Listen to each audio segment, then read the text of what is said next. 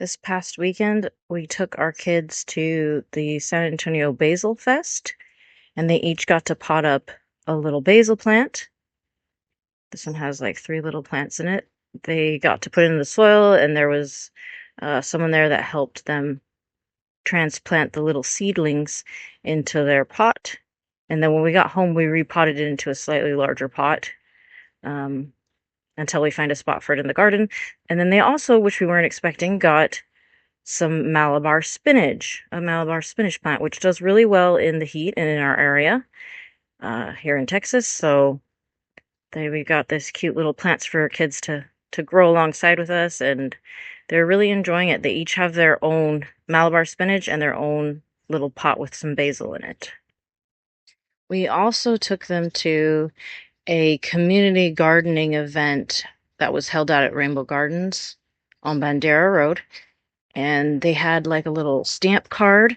They would visit all these different booths, and they'd get a stamp at each of the booths. And then when they filled up the whole card, I think there was 9 or 12 squares for stamps, they got to pick out a free tiny little succulent plant.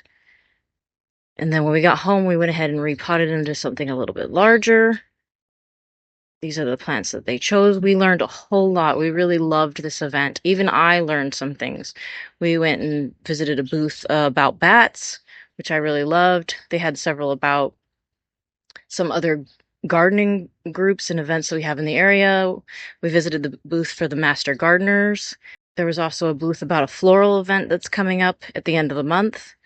And then there was a group there from SAC, and they have some classes coming up. They've got an online rainwater collection class, which I think is really going to be interesting and kind of important for people, especially if you're looking for ways to save money with gardening, being able to harvest some of your rainwater. We don't get a lot here in Texas, in parts of Texas, but it's still helpful to capture what you can, especially if you can use it some of the hottest months, which is usually July and August, to help supplement your watering, or to use it for seedlings or plants that look like they're not doing so well.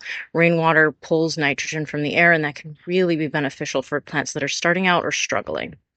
So we had a lot of fun at this event. We're thankful we were able to go, and we got these cool plants the kids can take care of and watch grow, which they love.